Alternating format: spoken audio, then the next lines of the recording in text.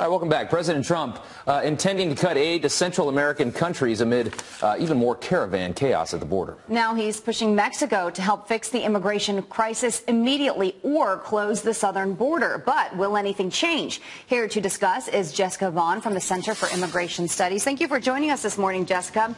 I want to start with this. I'm curious what you'd say about this. Some people argue that by cutting aid to these countries, that's in turn going to make the problem there worse, and then essentially, in theory, we could have a bigger problem at our border. What do you say to that? No, I don't think that's accurate. Our foreign aid is not going to change these countries and suddenly make them a better place. The reason people are coming to our country now is because they can get away with it.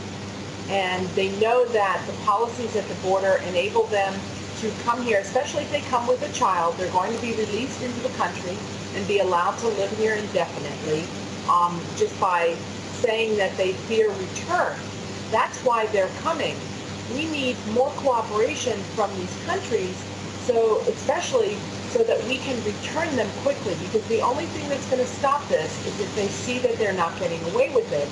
So there are a number of different things that we need to be doing, but leaning on these countries to do a better job in cooperating with the return of people, getting them back in an efficient and accelerated way is what's going to turn this around, along with a few other measures as well. Yeah. Of course, Mexico is really the key country that we need to lean on. Well, that's what I was just going to ask you. I mean, if you look at the return on investment for sending the money to the Central American countries, obviously it doesn't look like it's working very well. But you look at Mexico, and even what Lindsey Graham, that we just played in the last block, he says they're inviting them right through, and they're even giving them buses and taking them right to the U.S. border. I mean, they can stop all of this. Their southern border can be secured. It's much smaller. It's much easier to do the work there. What's your position there? Should we lean on Mexico a little tougher than these three Central American nations? Absolutely. We should be leaning on them to work together to stop this, because this is brazen criminal smuggling that is going on right now. And if Mexico enforced its own immigration laws, it would be stopped. This whole flow is based on so-called asylum claims. Mexico has stepped up and offered people asylum, almost like calling their bluff, and people are not taking it. They're saying, no, we want to go to the United States. So I think that there are a number of ways that we can work with Mexico to put a stop to this. But Mexico has no interest in doing this unless it becomes their problem too. And so that's why we have to do things like work with them to intercept people, tell asylum seekers that they have to wait in Mexico if they're going to make a claim in the United States. And our government has to say, look, if you come through Mexico, your asylum claim probably isn't valid, so we're going to treat you like any other illegal migrant and return you quickly. And that's where the cooperation of the Central American countries comes into play, because we need them to take their citizens back.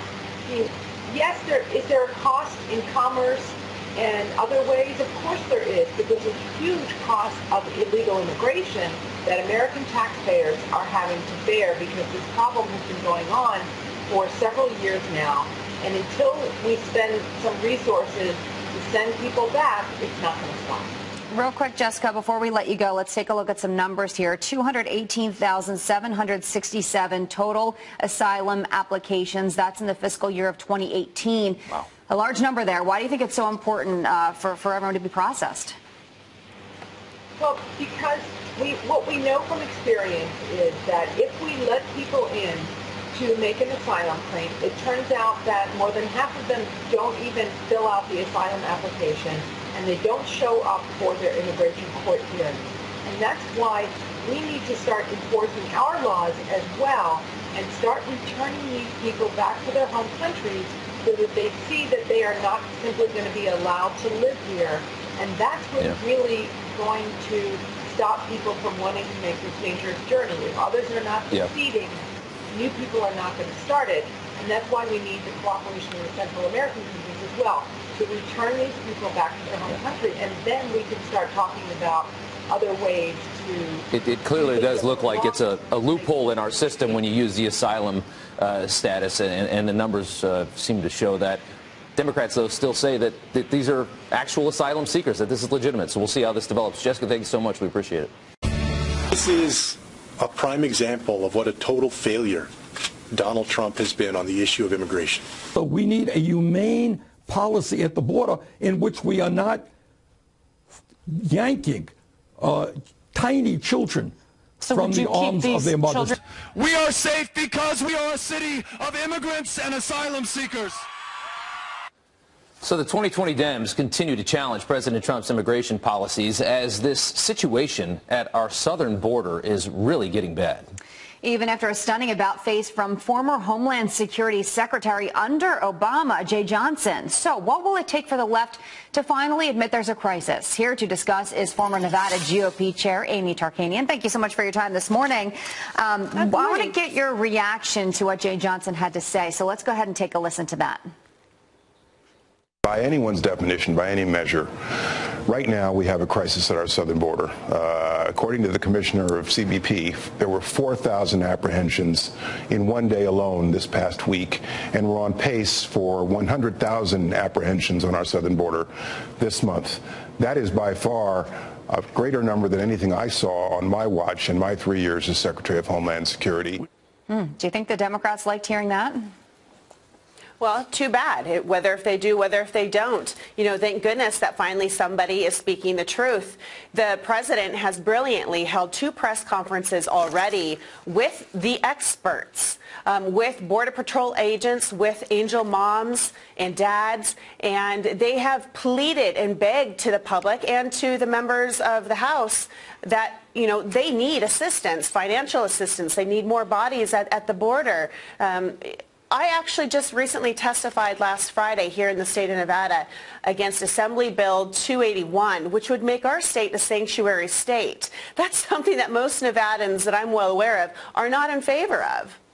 Yeah, I mean, you have to wonder at this point when people see a number like maybe 1 million in a year, what percentage of people are okay with that many people coming into the country?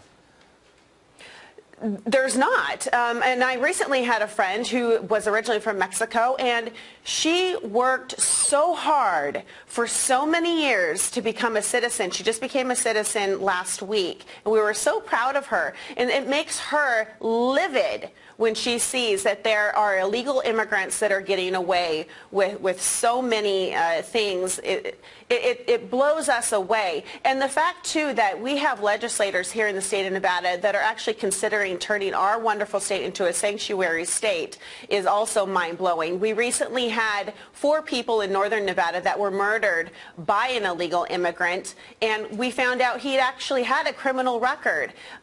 Why? Why is this happening? You know, one person is too many. Let's take a look at some numbers here, border security numbers specifically, and you're talking about more than 53,000 apprehensions on average per month in fiscal year 2019. More than 4,000 apprehended, as you can see, their encounters last Tuesday alone. What do you think it's going to take for people to wake up? These numbers aren't getting any better. They aren't getting any better, and unfortunately we have a very polarized political atmosphere where you've got the left that they're going to be kicking and screaming against anything that the president brings forward, even if it's against the safety of the citizens of our country, it seems.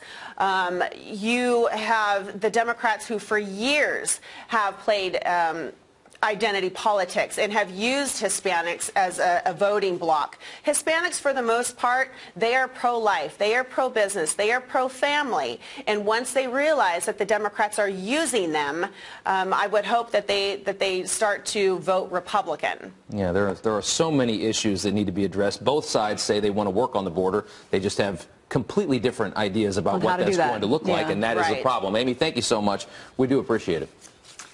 Thank you.